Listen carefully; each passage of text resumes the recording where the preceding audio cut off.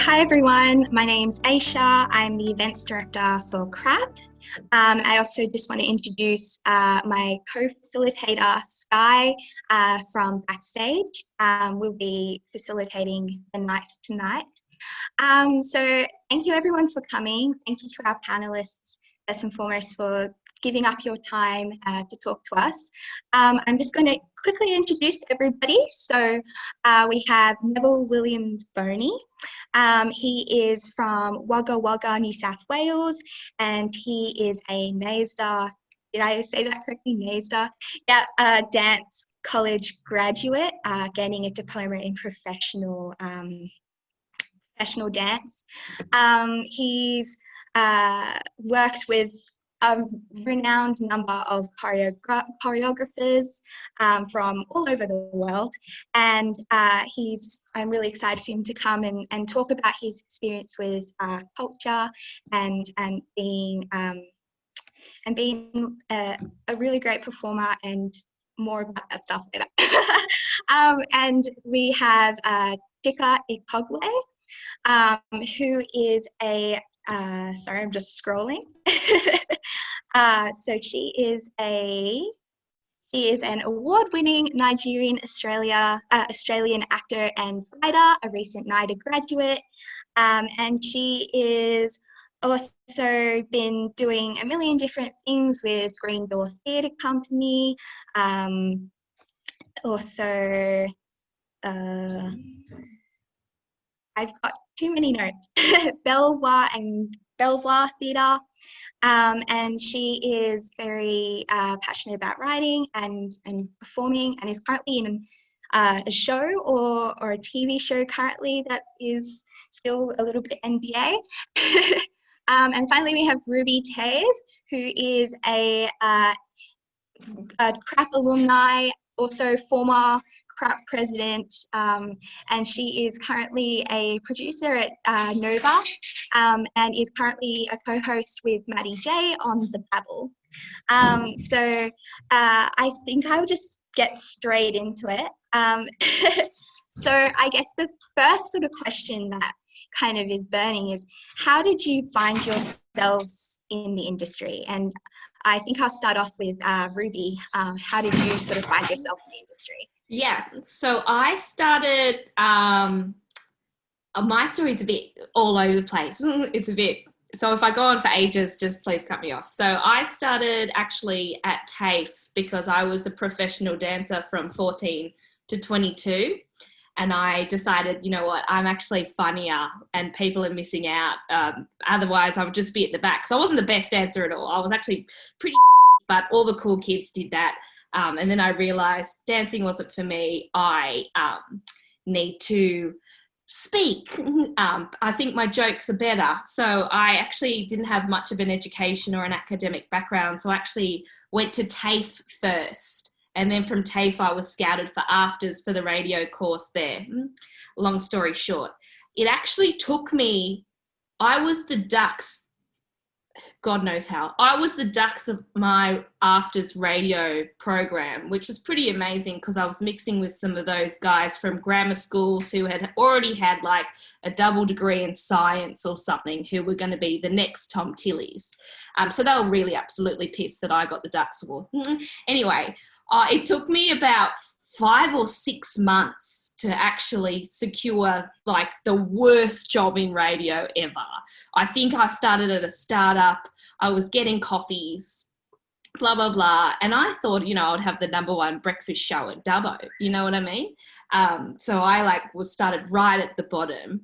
And then I was like, I need to like play with the big boys here. I've got to go to uni as well. So I started off at a startup station called Kindling Kids Radio.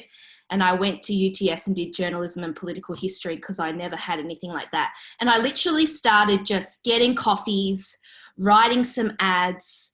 I think there was like 5 people working there at the time. And then from there, I did a thing, which is my biggest advice to everyone. Find little gaps in this place that no one's filled yet. So basically, I started a kids radio station and there wasn't a kids presenter there, or there wasn't a voice of the station that wasn't tailored towards parents, but to kids. So I started and I knew I was talented and no one else in the office knew. They just saw me as the person who got coffees and wrote the ads and sat around for like months. So I said, you know what, there's no one at the forefront of this whole company that's speaking to the kids, and it's a kids radio station and no one's yet. So I realized what I could do to kind of get them to keep calling me in for a few more hours work, or be more helpful, or do what I wanted to do, which was present and write and make stuff. So I thought, okay, I'm going to do a kids show. It's going to go for an hour in the morning. I'm going to do a demo and I'm going to get up the guts to give it to the content director. So I made the best demo I possibly could, which was really terrible at the time. And I went up to him and I was shaking and I was like, hey, I just had an idea. Could you listen to this? And then the next day they called me into the office and they were like, okay, so you're going to do the morning show for this kids station, blah, blah, blah, blah, blah. So that's how I got in there. That's so interesting.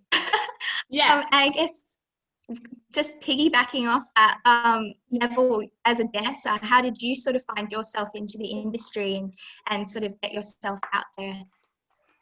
Okay, so my experience as a dancer is a funny story. I actually started when I was 16. So unlike all these other dancers who've been dancing since they were 2 and 3, I started dancing as a ballroom dancer when I was 16. My friends were all like, hey, do you want to come do this dance? And I was like, sure.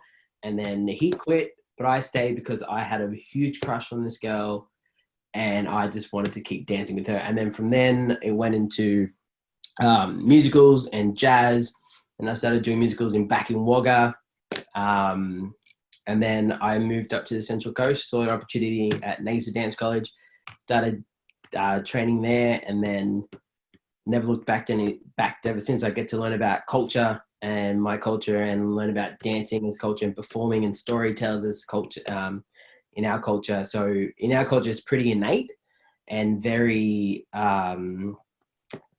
I guess what our culture is all about is about performing and telling stories. And so we fit in this category so easily and so great. And so and learning about all that stuff just made me want to learn more, and then makes me grow culturally and pursue my dancing career and whatever else it takes me, like I've been producing as well with Sydney Festival. I've been writing and directing my own shows and choreographing my own shows. And this is all just from dancing. So having and writing my own music as well for the shows is really cool. So yeah, at Tays we have a holistic view of dancing, which is really cool.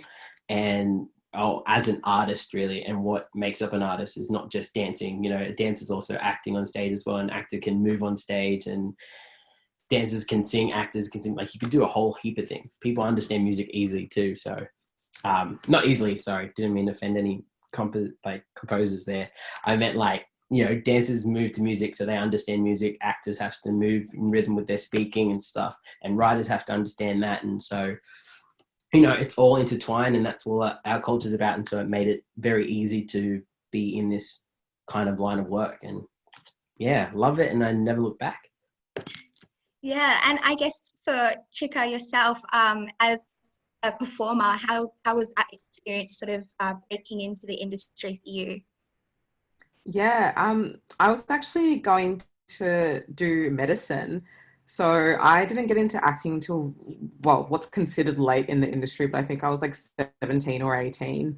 Because that was really the time when I gathered the courage to tell my parents. I come from a Nigerian family. So, the kind of like concrete pathways are like med, law, engineering, nursing, like very typical migrant job paths. So yeah, I was going to do med. And then in year 11, I was like, okay, I'm definitely not doing med, but I can't tell my parents I want to do acting just yet. So then I told them I was going to do nursing, because I'm like, it's still in the medical field, but so they still kind of had a little bit of hope. And then I think it was like maybe a week before I graduated high school, I was like, so I'm taking a gap year next year. I'm not doing med. I'm not doing nursing. I'm going to do acting. And they were like, cool. Good luck with life.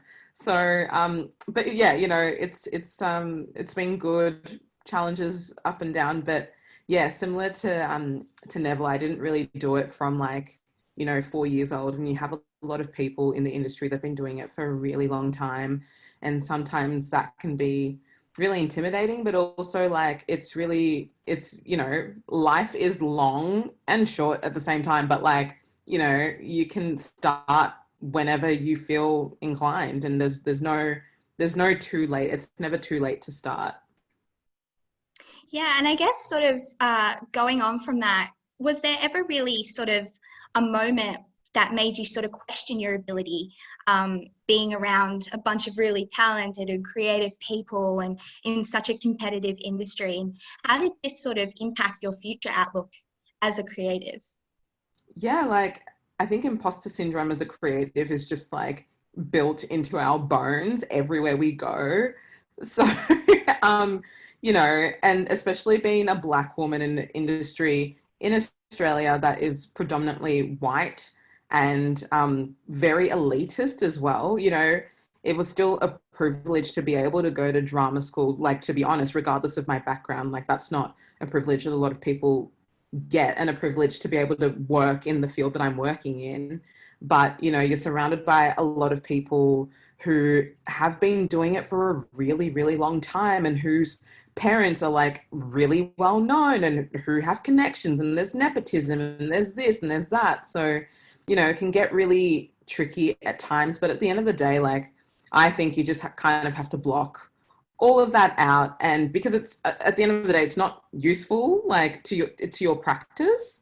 So if you're passionate about what you're doing, it's like just focus and stay in your lane and keep doing your thing, and all the right things will come to you, you know, and all the great things that you want to happen will come in time. You just got to work and do the thing and keep your eyes on your prize.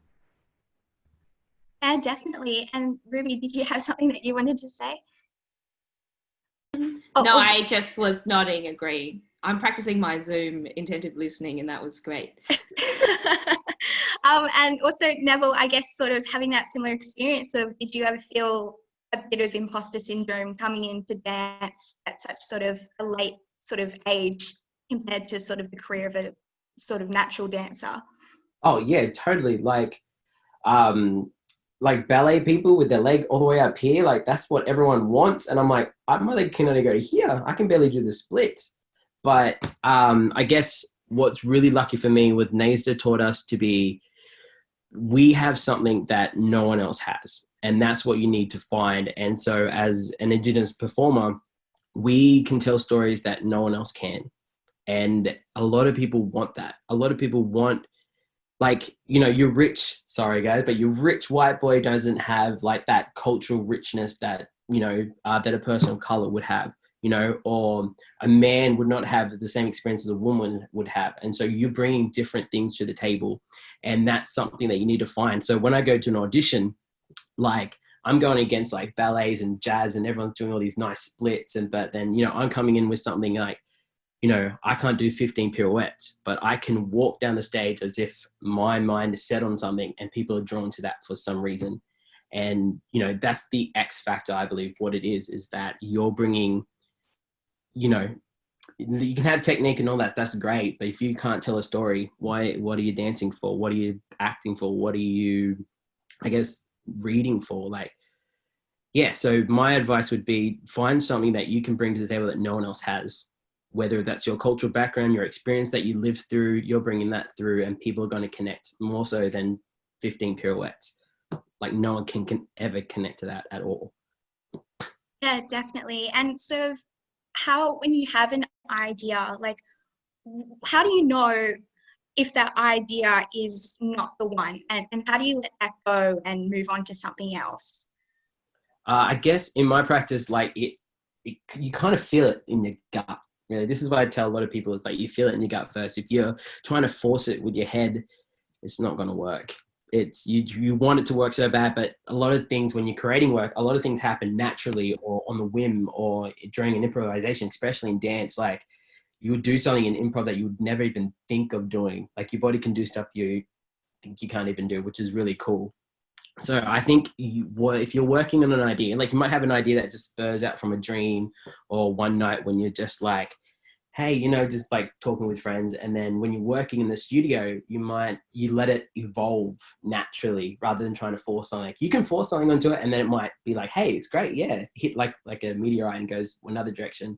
Or you might hit it and then it's like you're trying to squeeze like a puzzle piece in the wrong position and you're like trying to squeeze it so hard that the story all falls apart and it doesn't feel right. And if it feels wrong, you're doing it wrong. So just, I guess, trust yourself and trust your gut instinct, you know, and that's what we do best is trust our instincts. When we're walking down the street at night, you feel like something's about to go wrong, something's going to go wrong. So just trust your instinct. Yeah, and I guess sort of throwing over to Ruby, you're a producer on a podcast, and as we all know, podcast has kind of been that sort of isolation trend this year. How do you sort of make your podcast stand out from the crowd and keep that idea as sort of vibrant as it can be? It's a very tricky question because the market is obviously flooded, but the good thing about the market, it's booming as well. So I would say podcasting is really forgiving in the way that you don't have to, you know, go for funding, and it's not like a TV show and you got to keep writing and writing and writing and writing. Podcasting is such a forgiving medium where your show could go through 10 different cycles and still be the number one show in one of the charts that it's topping. The way to keep fresh, I guess, is super tricky because it's what are you talking about? What's your brand? What's your product? At Nova, it's interesting because we need something that we know will get a lot of listens. Like we need a true crime. We need an influencers podcast or something. We just have to tap into we have to use that product that every single network is doing. Like everyone's got an influencer podcast, everyone's got a true crime, everyone's got a this, everyone's got a that. And you got to find a little bit of point of difference, whatever that is. One thing I will say though, when it comes to podcasting or hosting or producing, you just have to be okay with having your heart broken a lot. I think last week I had my heart broken like 3 times because I had 3 different products that got to the final stages, and then the board or the team of heads of department or the real executives said, you know what, we just can't sell it, or no client's going to attach themselves. And you know what's really difficult about that? At this stage, all those products were a reflection of me. So I think when it comes to this, it's not only about finding something unique that you can bring to the table that will fill a perfect hole in the market and everyone ends up happy ever after. You have to be okay with just having your heart broken. Because I think I had the best podcast that I thought was like Chef's Kiss that was in the last stages. And then we've actually decided not to go ahead with it. And I think that was really tough. That was like, I'm a pretty strong person, but I think it took me about 2 good days to be like, you know what, it's okay. I'm still a valuable piece of the team, blah, blah, blah. So I think not only do you have to kind of be your unique person, it's having that unique person be okay with the knockbacks as well that comes to bringing yourself to the table, because you don't want to be rejected every time, but you know, you might spend 3 years of being rejected. And that's okay too, because it will, sometimes you're going to hit it and sometimes they're going to say, nah, it's, and that's what happens in the commercial world as well. There's less parameters to be your complete authentic self. Like if I was my complete authentic self at Nova, they would arrest me. You know what I mean?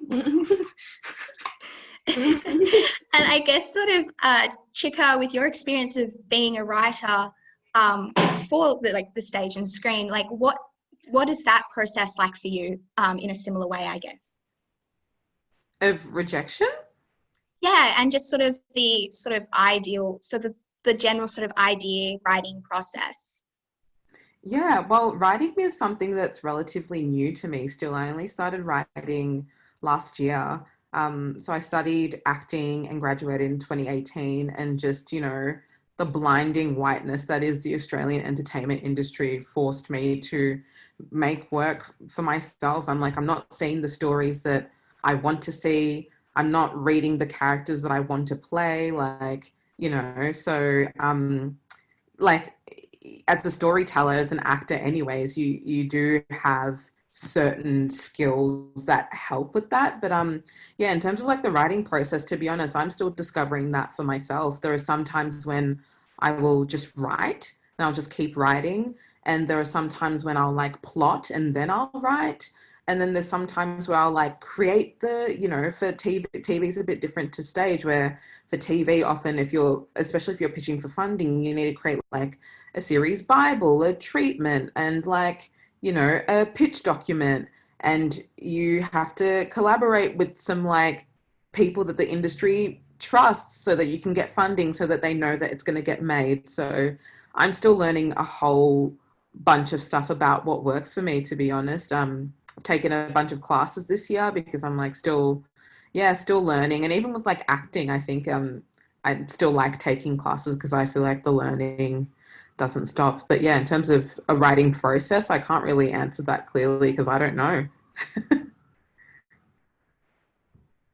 Yeah, no, totally. I totally agree with that. And sort of just touching on with that funding idea, like we know that sort of there have been significant cuts to the arts and funding in general for the creative industry. And how has that impacted your work? And what advice can you give to anyone trying to start off in the industry and looking to undergo those grants and funding proposals? I guess opening it up to all three of you. Sorry, I missed the first half of that because my Siri just like violated my ears. That's okay. So there's been significant cuts to the arts and funding towards the creative industry. How has that impacted your own work? And what advice could you give to anyone trying to start off to be in the industry that needs to undergo certain sort of grants and funding proposals?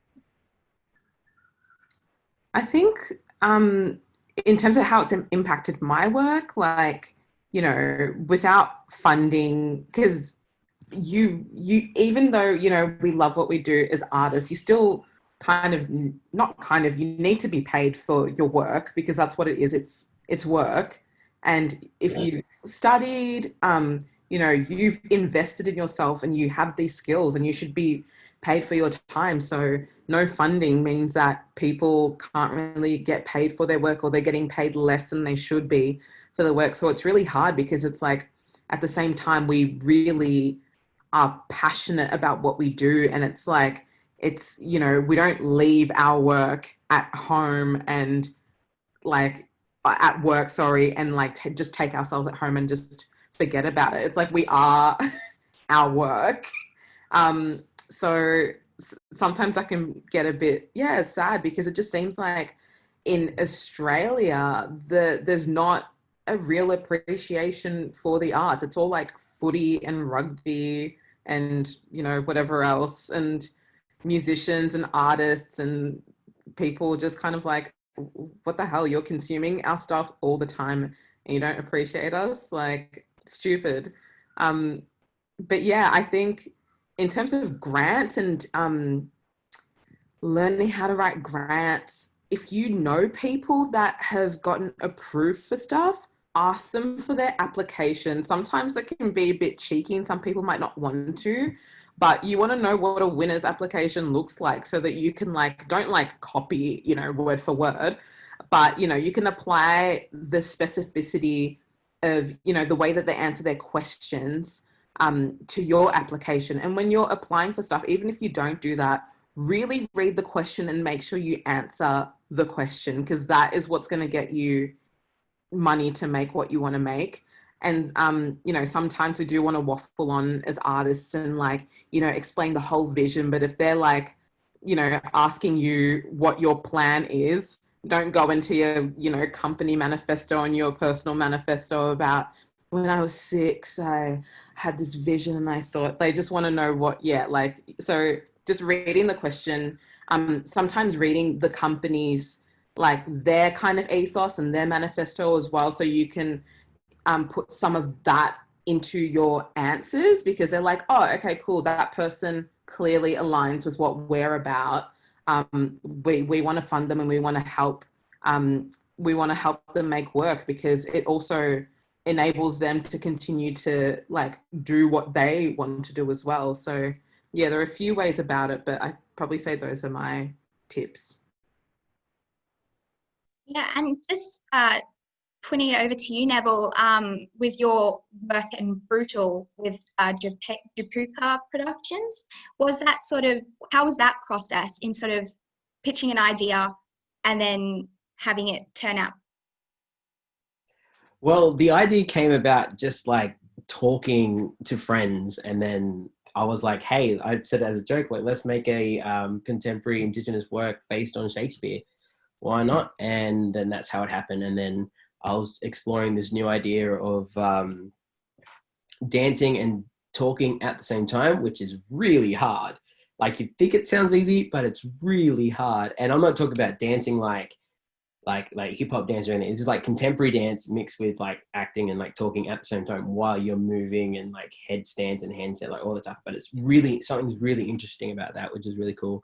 But I also want to touch on the point that, like, football gets everything, and I hate that because I quit football and my dad did not like that. But you do you. Yeah, and so I guess for the funding side of it, so me and my fellow graduates, we recently pulled together because we were like, no one's giving us jobs, no one's giving us contracts, and so we decided, hey, let's just create a collective and then start to do our own thing. And so we've secured a PACT, emerging artist residency at PACT, and so we're developing a work basically to help, I don't know, to help get us jobs and our money and stuff. And on that, with the funding, it's very competitive now because everyone wants a piece of the pie now. So like these big theaters are losing their money, and so they're applying for there, so they can't give emerging artists support, even though they really want to. Like, I know PAC lost their funding,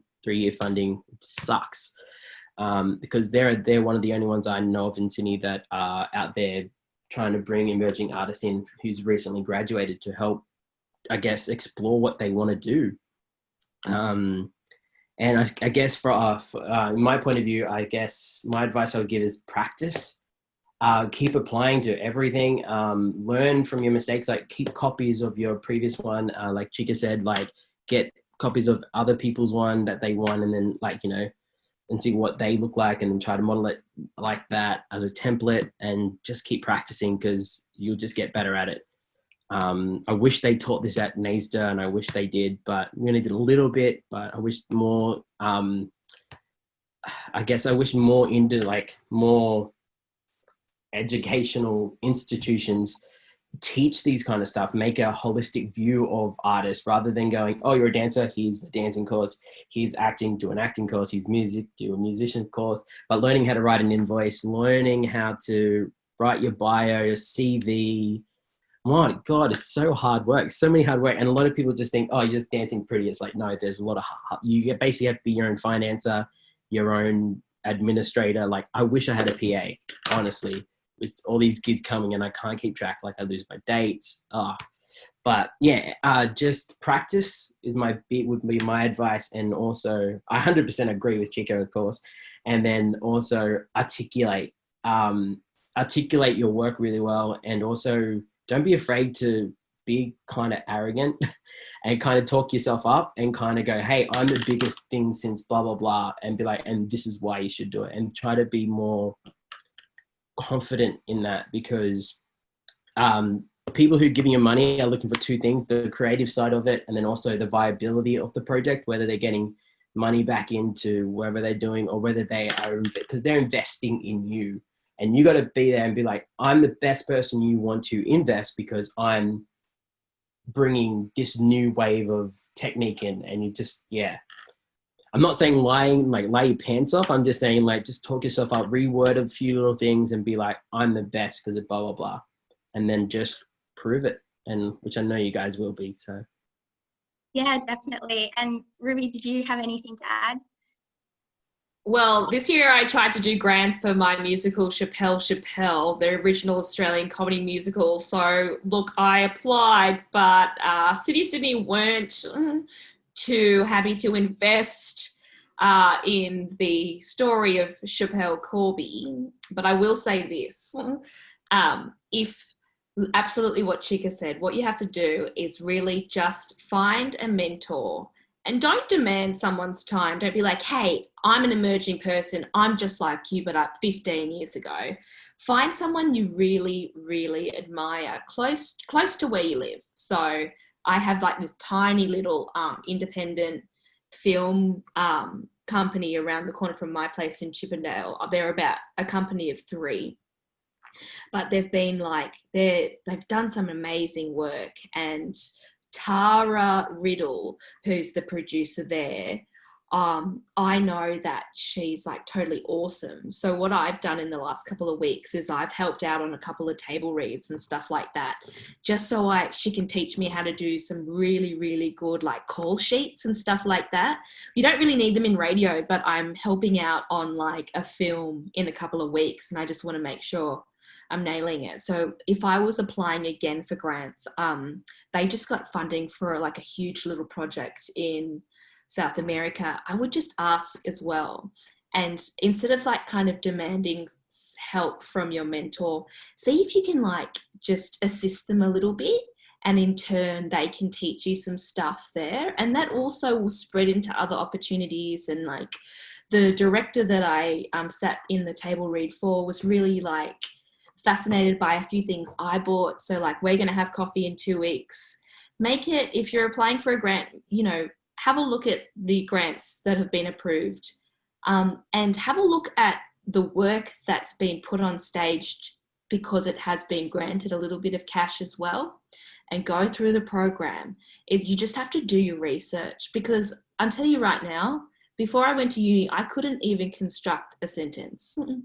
So if you really want to do this, just put the time into finding out who else is there, how can you help, and in turn, they'll love it. There's nothing better than a keen kid coming to you saying, hey, I really like what you do. I was wondering if you could help me do this, and in turn, I will I'll type everything you say in this meeting. Things like that. Get smart about it, and to be honest, you'll be surprised at how much people want to help you, especially when it comes to grants and stuff. Like, it brings them joy to see someone who isn't completely jaded in their industry. So go for it.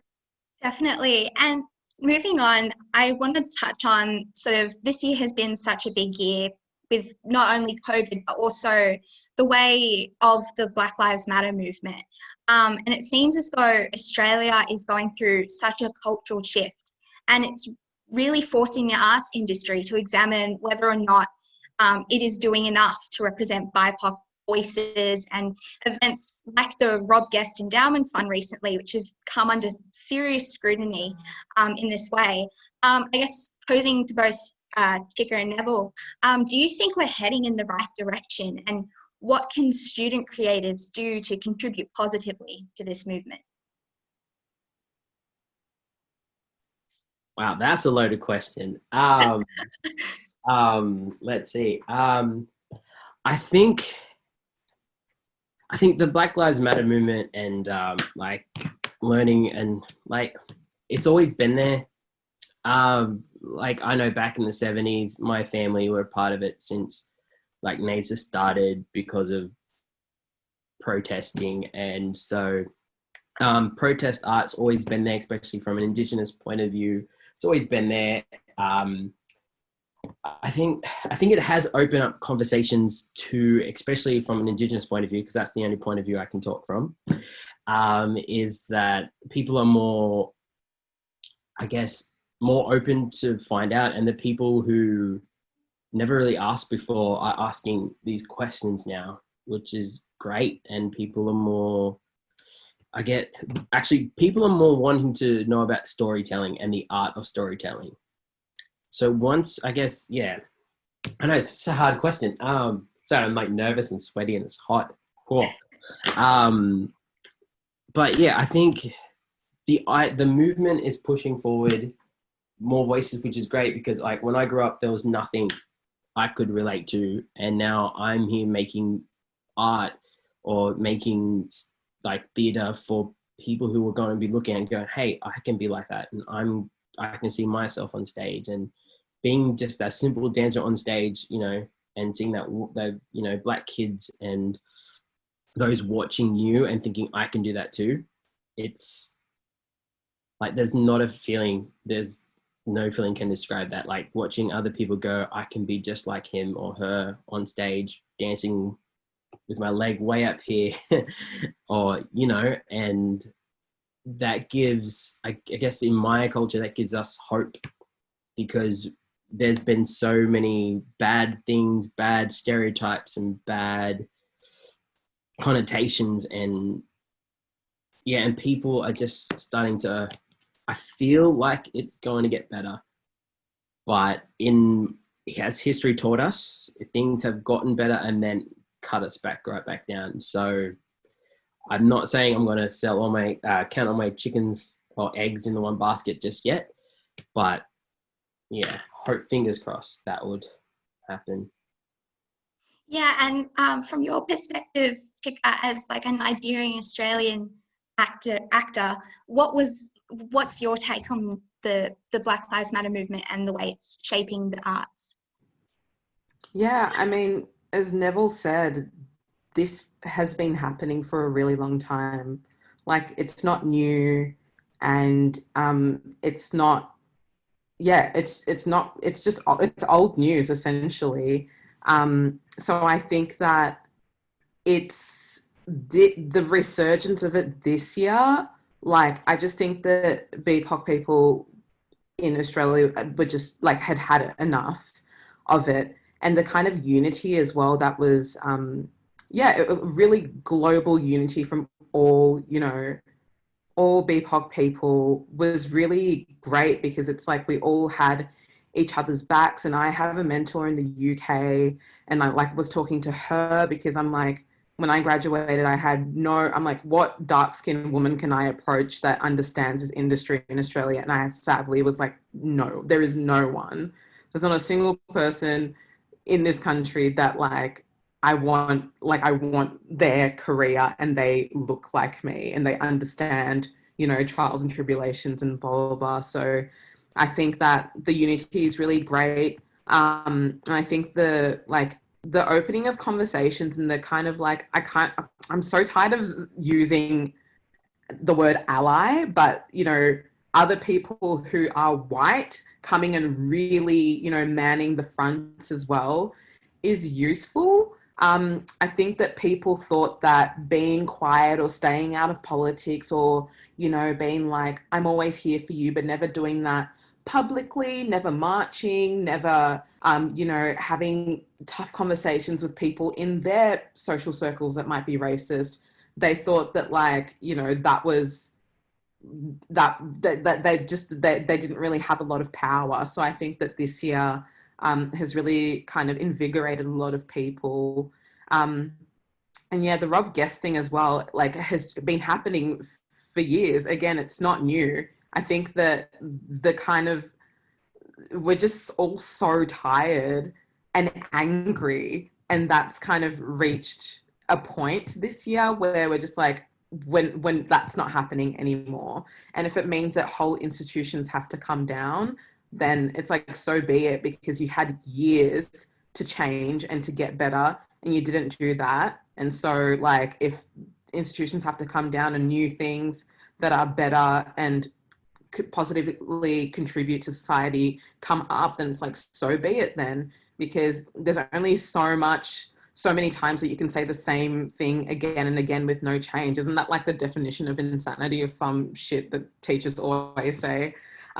So yeah, like I think everyone's just really tired and really angry, and it's still a tiring and angering job, because it's like, we shouldn't have to do that. At the end of the day, I didn't study to be an activist. I'm an activist purely because of my blackness. That's not part of my CV and my bio, but because of that, and because of the way that the industry is structured, I have to do that if I'm going to survive in this industry.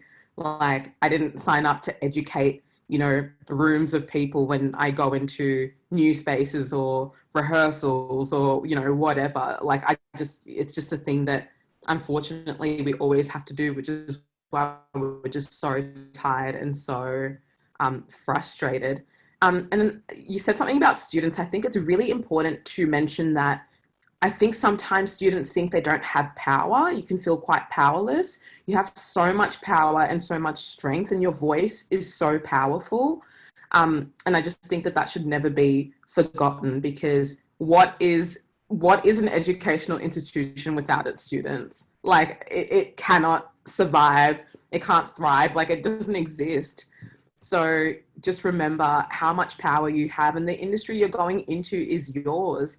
In some ways, you know, the educational institutions are like an echo chamber of the industry. So I believe that the change, sometimes it starts at uni, it starts at the schools, because those behaviors you're creating, behaviors and patterns that are going to follow you for the rest of your life. So, you know, why wait until later? Like, just know that, you've got a really powerful voice, and if you have an issue with something, or you see something that's wrong, or like you see someone else getting treated badly, just know that your voice is powerful, and that like you should just use your voice. Yeah, definitely. And I want to touch on sort of education. Neville, I understand that you've worked with Murrumbula Voices. Could you sort of tell us a bit about that, and what was that experience like for you, and how did it shape your own values, being able to teach and educate and give opportunities to rural and Indigenous kids? So Murrumbula is Murrumbula Voices is how do I say it? It's a company that goes out into rural and brings art to rural New South Wales. So out near Burke, out in Dubbo, up in Canamble, up in Barradine, all those small little country towns, and brings art to kids that desperately need it. Because art just in the metropolitan, and that's it. Like, it doesn't go further out. And coming from a small, like, it's not really small, but coming from Wagga and being born in Dubbo, it's like nothing is out there for kids in primary school, high school, to then go into the arts afterwards. And so Murrumbula goes out and they teach singing, to make a choir, and they also dance, and they also learn an instrument like taiko.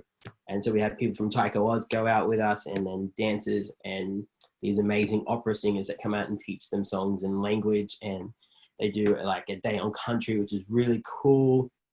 And then what was really cool this year is that I got to go with my my NAISA graduate friend, Amy Flannery, and we went out together.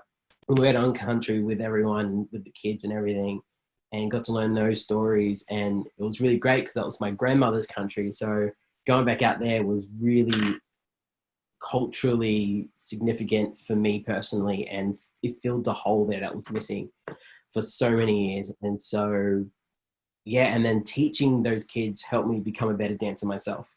And so I was mainly out there just choreographing, and it made me become a better choreographer and dancers by watching these kids and teaching these kids how to dance and what to do, because they never danced their whole life.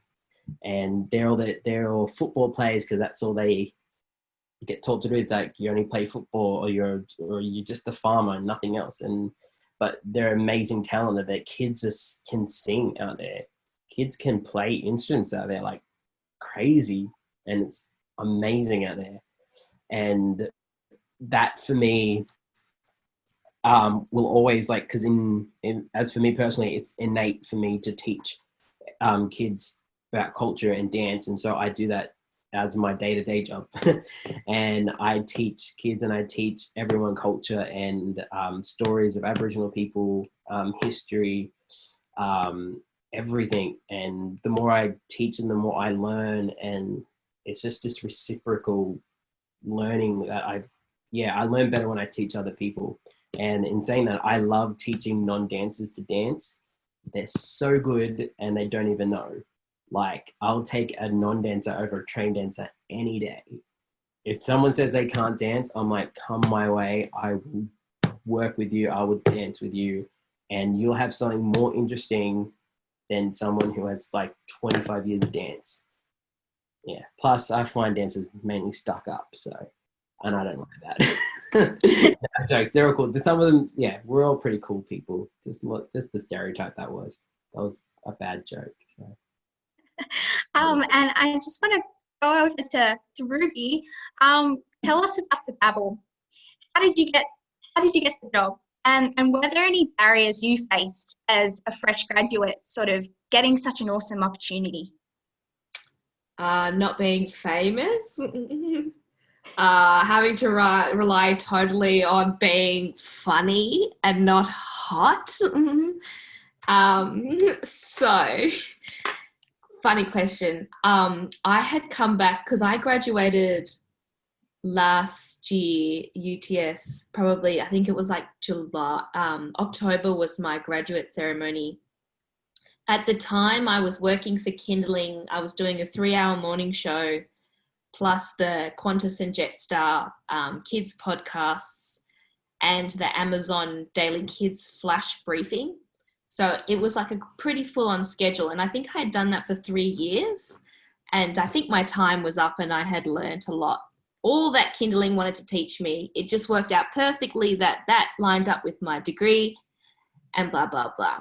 So I left that and I was like, you know what? I've actually never traveled before. I've never gone overseas by myself other than like, you know, Bali for 5 days. And I had never experienced what it was to like go and find yourself because I never had any bloody money. All these kids were like, I took a 6-year gap year and I went to Italy. I was like, you what? How did you eat? So I was like, you know what? I've saved up some money. I've got my degree. I've done all the right things. So now's my time to go and like trying to experience all those things I was really jealous of for like 10 years. And so I traveled, backpacked around Asia for 8 weeks or something. And I was also on hiatus from a show I was in, Chappelle. And I knew I had to be back like December 16th. So I was coming back and I just needed a job. And I was like, well, I've got a great CV now from bloody working my ass off. So it shouldn't be too hard. But it was like January. So there was like not many opportunities, but there was 2 days freelancing at Nova to work on a podcast. They didn't tell me what it was. Look, I think it was a bit of audio editing and a bit of scripting. It was like just producing. There wasn't any executive decisions or any descriptions. So, and I think it was the only job posted at the time. So I was like, oh, look, I had gone for a job at the Daily Telegraph, got it. But then that was the week that they were like the money was so good, but the morals not so good, because that's the kind of the week that everyone was lying in the Daily Telegraph because they were doing nothing about climate change. So I was like the money was so good. It was cash in hand. All you had to do was write the news podcast, put it in. So I said no, because I can't they'll go through my Facebook and see me slamming them anyway every single day. So I can't be a hypocrite and take that job. So anyway, apparently like 450 people applied for this audio job at Nova, but one person in the digital team went to high school with me, and just had followed me on Instagram and liked my Thursday Thoughts, which is like this stupid video I do. So they picked my application up out of like everyone my application was bloody good. Like, it was pretty good. And they said, oh, get this girl in to do an interview. She's probably good. And I think Dan McHugh had an interview, and he had done the Finding Maddie podcast that was like #1 for all of last year and things like that. So this is what it comes down to. A lot of this is luck. If it's not nepotism, it's luck. It's who you know. That's why I'm like, really nurture your relationships, because I don't have like rich parents or anything like that. But what I did is I knew someone in high school and I was nice to them. Like, that's sometimes what it comes down to. And I went in for the interview, and I think I was just the right culture. Like, I just fit the culture better than a few other of the more serious producers. And, but they told me, hey, it's like a reality TV podcast. And it's like tabloidy. And I was like, inside I was vomiting, because I hate Married at First Sight. I hate The Bachelor. I think that stuff is so like, it's fake and it sucks. And that's where all the money is going into. Like, Australia has some of the best TV shows ever, like, but they're going to put all their money into The Bachelor? Are you joking? Like, so I was like, oh, I just did it. And I was like, look, I don't have a job. Your money's running out, mate. So I started on The Bachelor. It was fine. Like, on the Babble, it was fine. I think what's really funny is these organizations will start podcasts and they have no idea what they're doing, even though they've run like the most successful radio network in the world. So it's so crazy. So it was like, to be quite honest, it was like a huge mess. It launched at the wrong time. It was like this deep. Like, we talked about who was on the front cover of Mary Claire one week. I was like, who gives a about that? So I was like, come on, guys, let's do a bit more. At the time, it was Natalie Bathingthwaite and it was Maddie J, two very different talent. And sorry, I'll go quickly. And she was already stuck in her ways, wasn't really into podcasts, was just really famous. Maddie J, on the other hand, was like super into podcasts, really hardworking. But he was just very used to like, oh, the producer will do it. He's not like that anymore. He's so good now, but it was just like a crazy dynamic. And then I think Maddie J started listening to a few private podcasts I had made in my own time, like passion projects, because most of my my private stuff I do release, and it's more comedy and things like that. And they go to more independent networks. And he was just super impressed.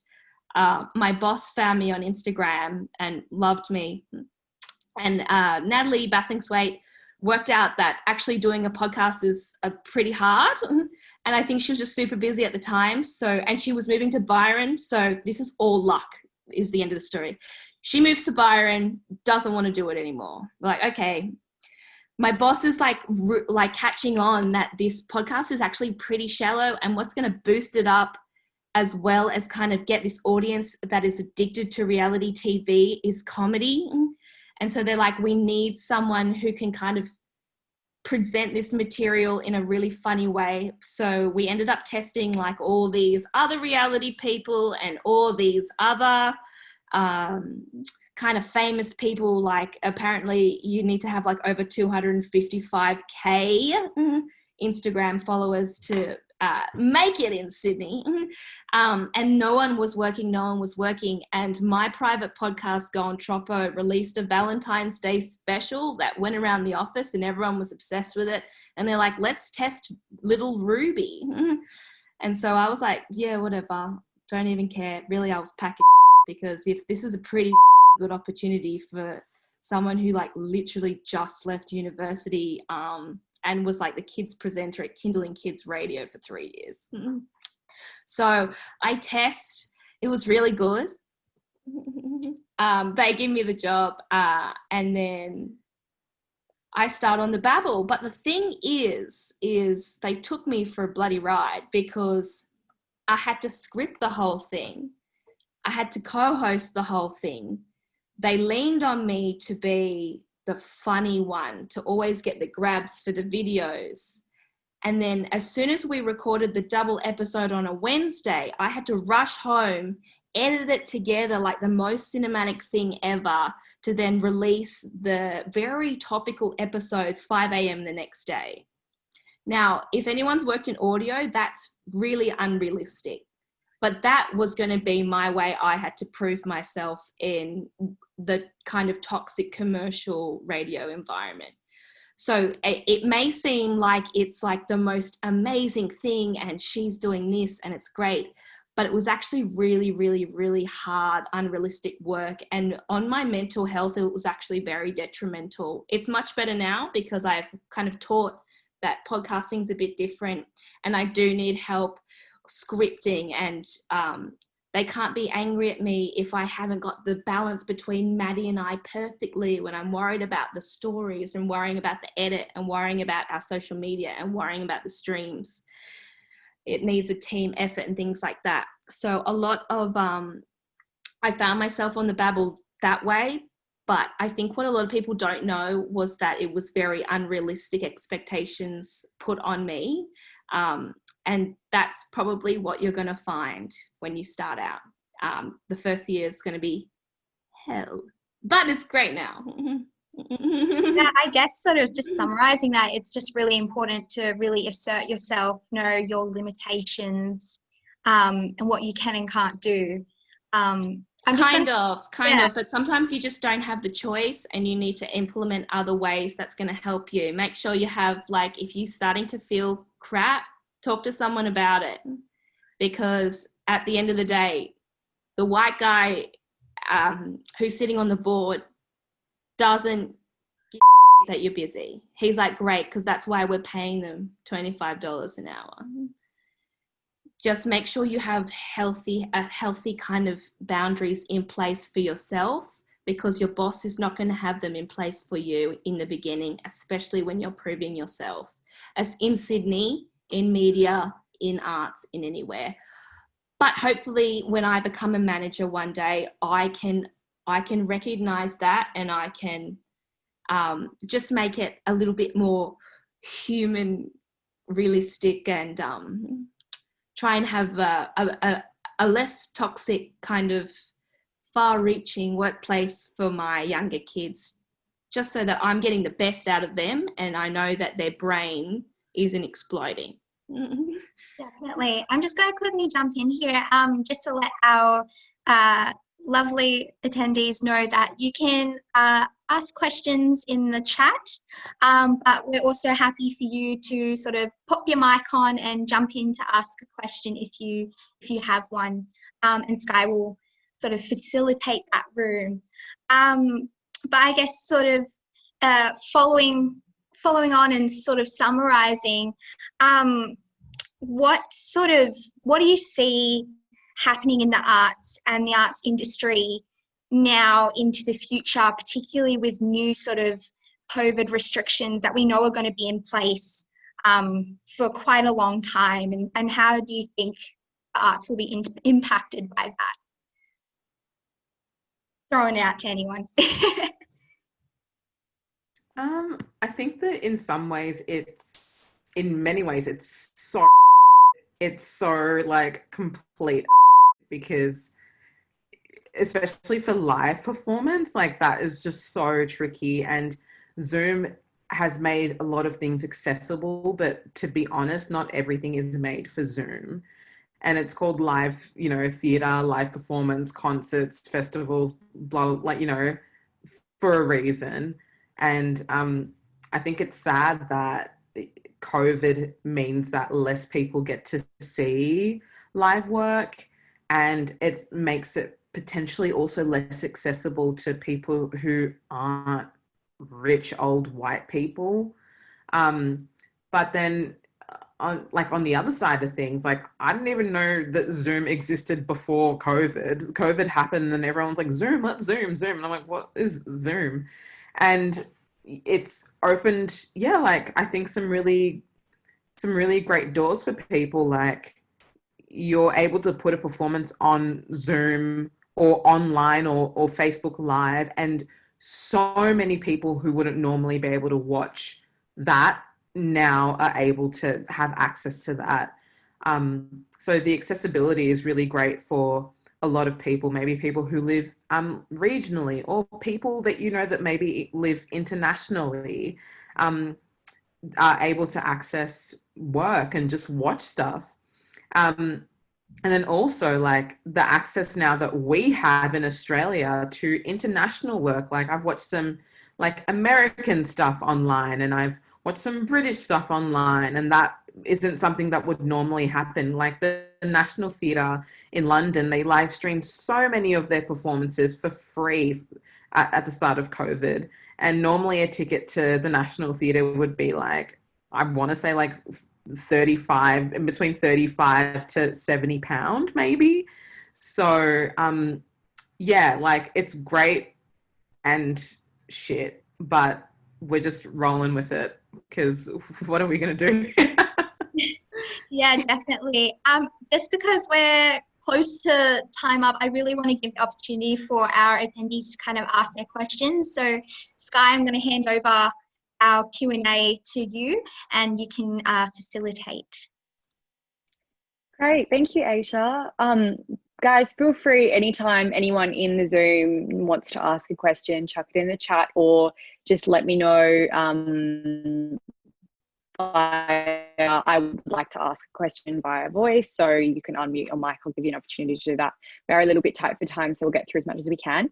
So I've had some questions come through on Instagram, though. We had a poll running for Crap and Backstage, so throughout the week we've kind of had a few things come through, which is great.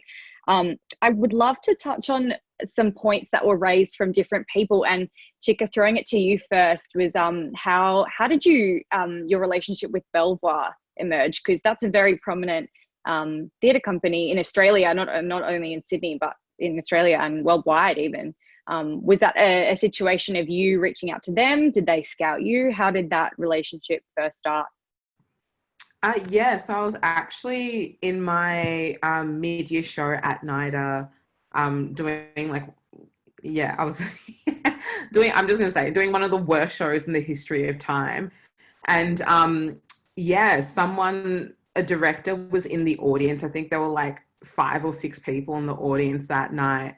And she was directing a show at Belvoir at the start of 2019. And so it was actually like maybe a week after graduating, she hit me up and was like, hey, we've got a spot. Would you like to have a read and like let me know what you think? Like, we'd love to have you. So did that, and that's kind of how that started. And then after that, auditioned for some stuff for Belvoir and like got asked to read for roles, and developed some work for them, did a writing workshop with them.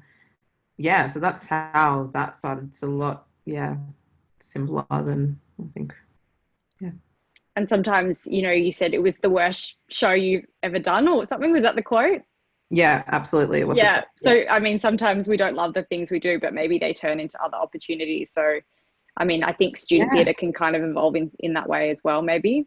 100%. Like, I think that goes for anything that, you know, even like, it's just such a privilege to be able to do what we do. It is such an immense privilege, and how beautiful that, you know, even in the worst show that you like absolutely hate, someone might be watching their first theatre show ever or their first dance performance ever.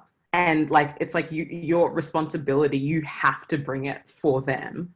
Like, you must bring it for them. There was, I can't remember the person who said this, but they said that like, you know, just remember when you're performing, it might be someone's first performance or it might be someone's last performance. And that for me, just like really in my brain, whenever I think like, oh gosh, like I'm really not enjoying myself, you know, people are investing money and time to come and watch, and it is art, and you just like, it sounds so wanky, but you have to bring it for them. Like, you do not know whose life you're changing. You don't know who's in that audience that might change your life. Like, I just think that's the magic of our industry. You just never know, but it's kind of great. For sure, definitely. I might throw it to one of our questions we've had come through from Isabel. She says, for creatives starting out, do you think it's better to be multi-skilled and excel at a bunch of things, or focus on getting good at one thing? So I might throw that open to all three of you and see who wants to jump in on that. I'm telling you right now, we're not hiring unless you can edit audio, edit video, you can write your own scripts, you can do this. Like, I saw the checklist and it was like 12 things. Put your fingers in all the pies. No one, it's a very old school mentality to be like, I only do this and I do it this way. It's just not a way the workforce is evolving at all. And I'm telling you right now, you'll just feel a lot more secure and a lot more confident if you have a basic to mid-range understanding of knowing everything.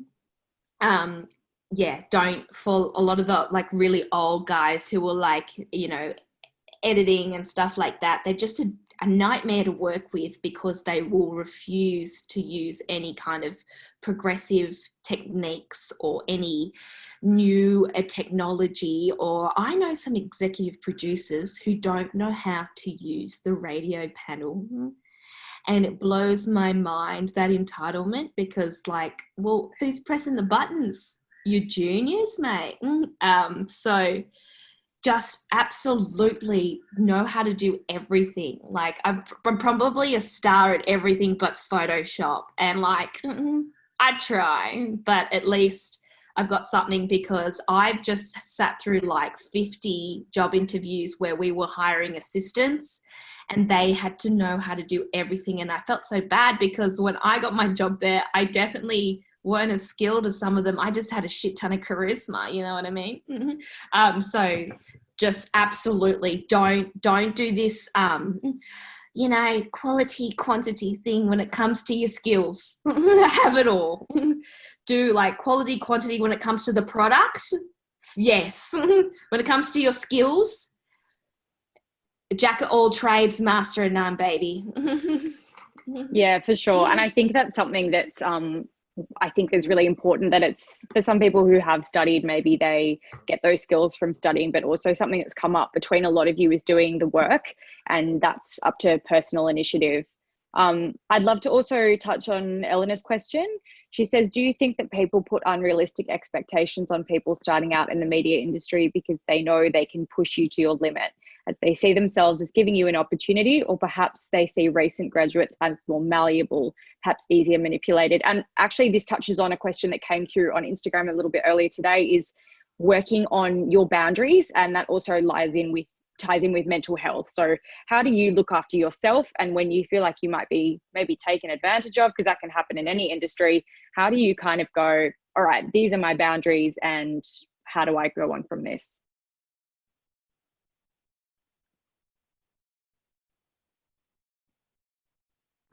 He's gonna go. I was just gonna say, being honest and knowing that you only have one body. Like, if your body is not well and you are not healthy, then you will not be able to function in a way that you would like, and you won't be able to do the best work that you know you can do. So I think just being really honest about, if someone gives you a workload that you aspire to, finish, but that it will kill you, then do not do it. Do not, like, just be honest and say, can we spread it out, or can I push the deadline a bit back, if like that's within their means. Just honesty, I think, is the best policy. But also, in the same breath, I think that your first year out is a really important year after graduating. And, putting your best foot forward means, like, as Ruby said, it's quality in the end products that you are delivering, rather than doing lots of things but them all being really shit.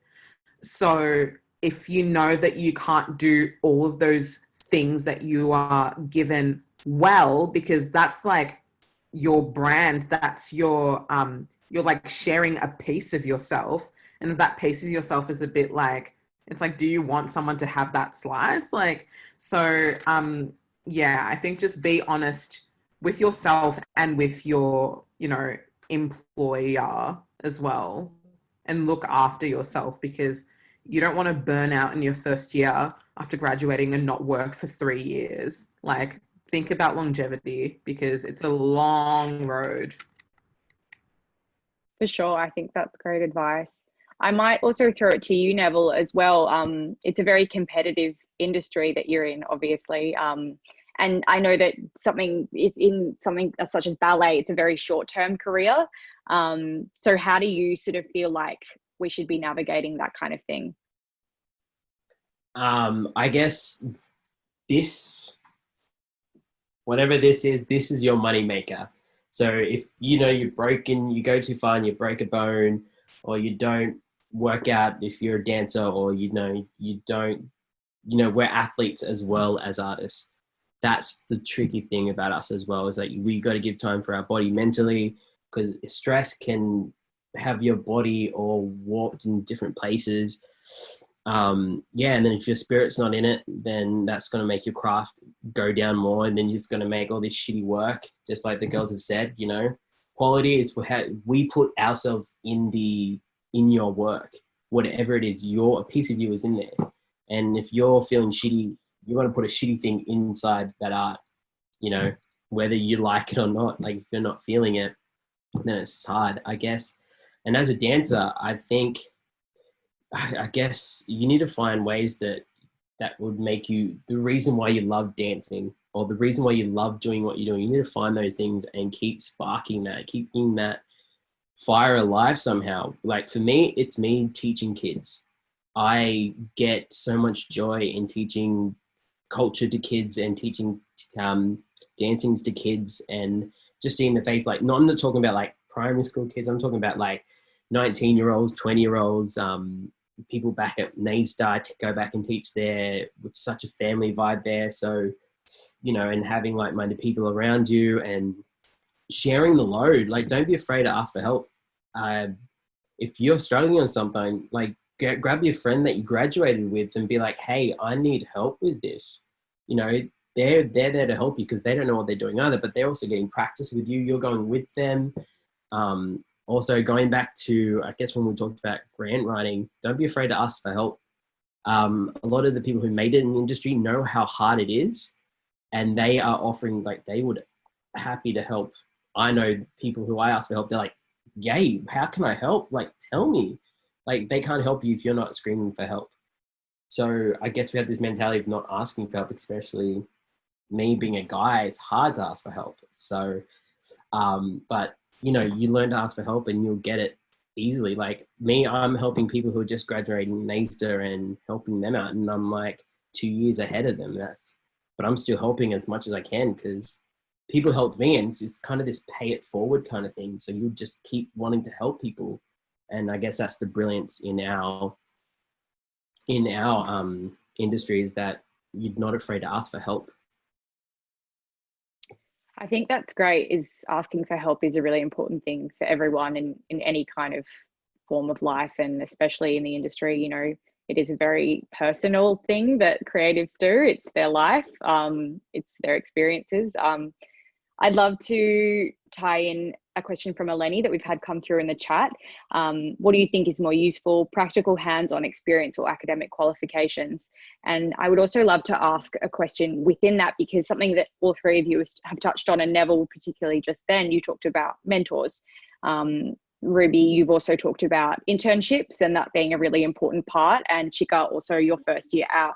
So one thing I think would be, how do you go about that mentorship, intern, networking process when maybe you don't have that kind of network? Maybe you're doing cold calls, or maybe you're going to networking events. What does that kind of look like? How would you go about that process? And I'll throw it open to all three of you.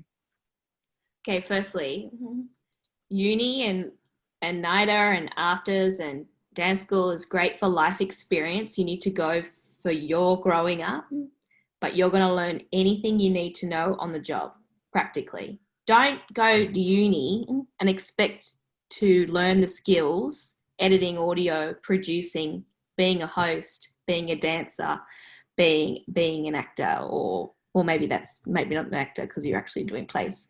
But I learned everything I needed to know at kindling, because you just have to do so much essay stuff and stuff. You're not going to get any of the practical work ever. So make sure you have got your foot in the door, even if it's one day, half a day a week at somewhere a little place where you kind of want to go into that industry is my biggest advice. Crap clubs and Backstage, they should be inviting people from the industry to shows, because that's how I was discovered. I got the role as Mercedes Corby because the director of the show was sitting in Women's Revue. I'm still getting approached from people seeing me in comedy shows from university. That's the only reason why I went to university, because I was like, how the hell do I become Gina Riley and Jane Turner? I looked up their Wikipedia and I saw that they joined their comedy club at uni, even though they were studying law. So with these clubs, you put so much time and money and energy into the shows. Make sure that there's people out there who are getting comp tickets to come and watch the performers, because I can vouch that that's super duper duper duper duper important. Other than that, it's so hard. It's just so random. Like, some internships are bullshit, you know. Some internships, so I can't tell you to do an internship. But what I can tell you to do is do the worst bloody job they've got on offer. Go in and say, I'll sweep the floor, pretty much. Which is like, yeah, but you should be paid for your time. I'm like, yeah, but Dylan, sometimes there's going to be like a couple of weeks where you just have to do whatever. I had a friend who started on radio in Queensland. No one would give him a job. So he parked out front of the station and slept there out the front for a week. I mean, this is back in 2010 when, you know, but it's like you just get yourself out there the best way you can. It's really hard. I have a unique story because it'll be very individual. But then again, it's not hard. Just get in there, do the worst possible, anything, just do anything. And start now. Don't ever, ever wait till you graduate. Don't ever wait till you graduate. Don't ever wait till next week. Look up right now. What can I do? What can I do? How can I help? How can I help? Things like that. Go on bloody LinkedIn and who is the assistant of this person? Do they need an assistant? Things like that. Make sure there are people coming to the shows. Is that the question? I can't remember. I just went on a tangent. Yeah, no, that's great. I think, just all about networking, really. I think especially in terms of some cold calls, because this was a question that we had come through on our Instagram, was that process of cold emailing or cold calling. You've never met them, never spoken to them before. Maybe you've connected with them on LinkedIn. Is that something that's really you have to kind of work on that resilience and that ease of just emailing someone random? Or I think so. I've sent them so many embarrassing going to emails. Events and meeting up with someone. I think I was emailing people in Darwin, like I was emailing people in Western Australia. Like, after I finished afters, they promised me the world. That's the funny thing about these institutions. They'll go, you're going to make it. That Ruby Tays, we're going to give her the scholarship and she's going to have the #1 breakfast show in Dubbo in no time. And I believed them. I was like, I got some personality. I'm going to be fine. And then the minute you graduate, they close the door, kick you out, see you later, on to the next class. So I was doing anything. I was emailing. I would do like a little mantra after I finished an email and it would fly off. And obviously they saw it and chucked it straight in the bin. So yeah, sorry, you're going to have to bite your tongue. You're going to have to embarrass yourself. You're going to have to put yourself in the most awkward positions. But you know what? You're going to get rejected from 101 auditions anyway. So just start riding the wave and start it right now. Great. I think that's really good advice. I'm hoping to do a couple of rapid fire questions. Chika, I would love to throw to you. If you had 3 really sort of key tips for auditioning as an actor, what would they be? Get onto your text as soon as you can, and just like try and learn it, because it just means that you have freedom when you're in the room, because the director might be like, all right, cool, now do it while doing a handstand, and you're like, okay, I'm gonna do it while doing a handstand, and also memorizing my lines. Don't try to, I'd say the second one, don't try to be the perfect version you think they want, because that often ends up being boring and stale. And like, you know, you are you, and no one else in the whole world, out of the billions of people like on Earth, and even the fucking aliens and stuff, are gonna do the monologue or the performance like you would do it. So just like bring your whole self to it, and bring your personality, your like, you know, affectations, everything, bring that to it, and like enjoy yourself.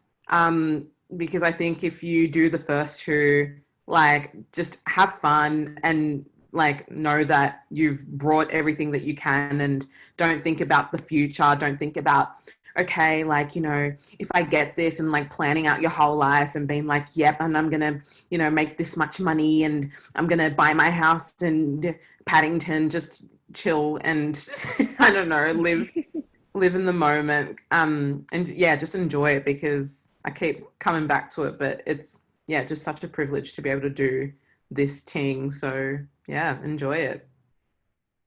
Awesome. Fabulous. Thank you. Another thing that I'd love to ask about is there's sometimes a disconnect when we're in this industry of your personal and your professional self. And when I went to acting school, something they really told me was you should only have one. But I think that in every industry, besides just the creative arts industry, you definitely have a personal side with your mates, and then you have a professional side that you talk to your boss in a different way. Neville, this might be something that you could talk on, is how do you kind of mesh those 2 together in an industry that is so about your own personality and your own story? I guess with that, you know, Facebook, Instagram, first of all, Instagram, don't believe anything that they put on there, especially from a dancer and actor point of view. No one's going to be like that. They're all pretending anyway. But that's just straight at the bat. Don't worry about that. But people they back check you all the time. They check you. Like, they check you on LinkedIn, Facebook, and what you're on about, what you're doing. So I guess there's a bit of kind of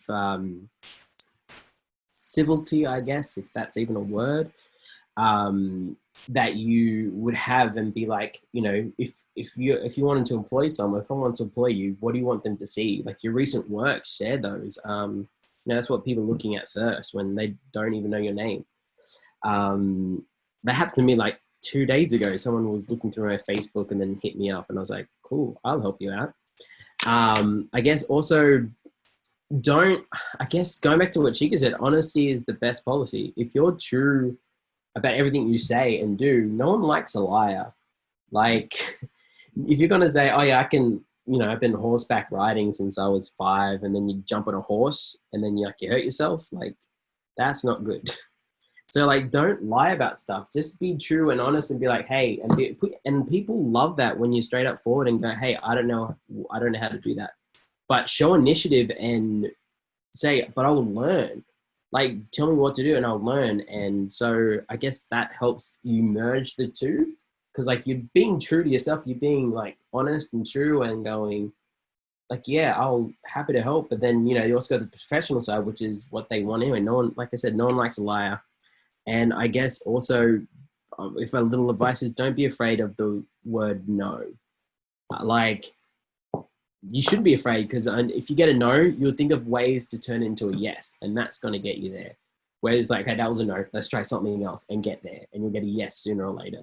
Like, but you know, just don't be afraid of the word no, and don't lie. That would be my advice. Awesome, thank you. I think that's very true. On a resume, you always sort of overvalue yourself, but and it's good to be confident, but yeah, I think that's great advice. Don't lie. Very simple.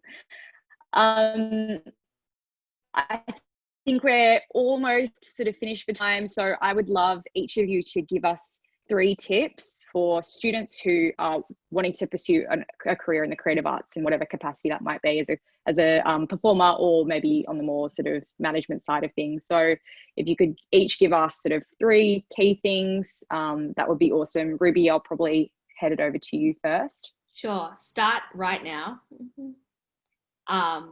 Be prepared. Get ready to have your heart shattered over and over and over and over again. And that's probably where some of your best work will come from, to be honest. And not only start making your own work, start writing your own story. I'm so sick of Chicago and Pippin and those shows. I've seen them all my life. Write something Australian. I want to see more stories from here. I want to see more two hands, more, I don't know, what's another good, Lantana, more diversity in Australia, more, Lakemba has some of the best stories I've ever seen, you know? I want less American imports, and I want more of your stories, please. That's my 3 tips. I'll go. Great, thank you. Chika, I'll throw it to you.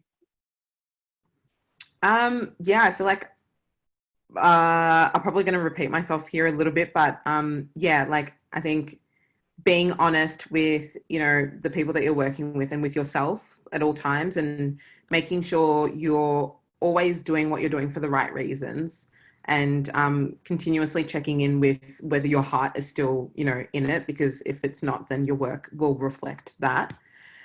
Be kind to people rather than nice. I almost said nice, but be kind to people. Being nice, I think, sometimes can be a bit yucky, and the industry can get like a little bit, you know, like, yeah, and then people turn around and they're not very nice. So be kind to people, be a kind person to others and to yourself. And I don't know,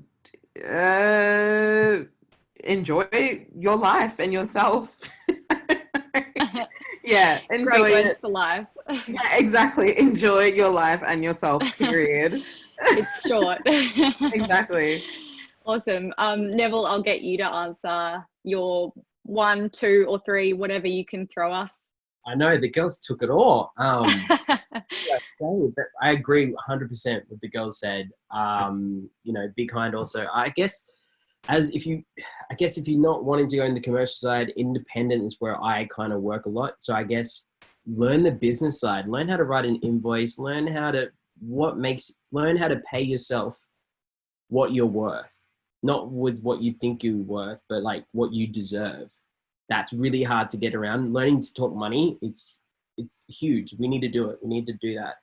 And I guess girls took everything, I kind of think. And I guess bring you. We've said it so many times. Everyone's looking for something new. Bring your stories, your experiences, bring you to a dance, an acting thing. Like no one's going to do it like you would. And that's something you have up your sleeve. So, you know, bring it out. Yeah, that's all. Awesome. Also, Chika, I've seen that you've just replied to Annalise's question. So I've just seen that come through as well. Annalise asked if there was anything specific in the film industry that one should be doing to work towards a career. Chika said maybe reach out to them and find out if you can be a runner or an assistant, find mentors and people that you can shadow. So I hope that's helpful if anyone else sort of wants that specific question. Just quickly, everyone, if you would like to find these guys on social media, LinkedIn, whatever they are at. Ruby's just put hers in the chat.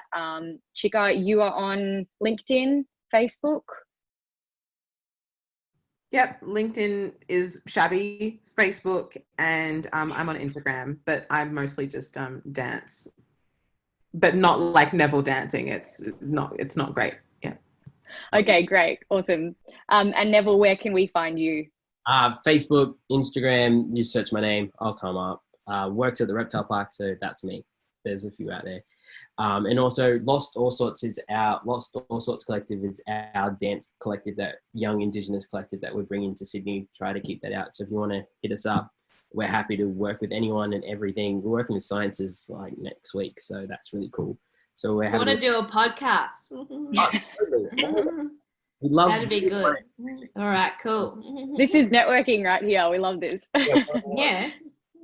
We'll Awesome. have these guys' info and stuff on the Facebook event, so you guys can check them out and in case you miss it on the chat. But we wanted to say on behalf of Crap and Backstage as a wrap up, thank you so much for giving us your wise wisdom and being here and being able to sort of give us a little bit of an insight as to what your own experiences were and also what you can give towards student creators and others alike. And so, yeah, thank you so much. To everyone that came, thank you for coming.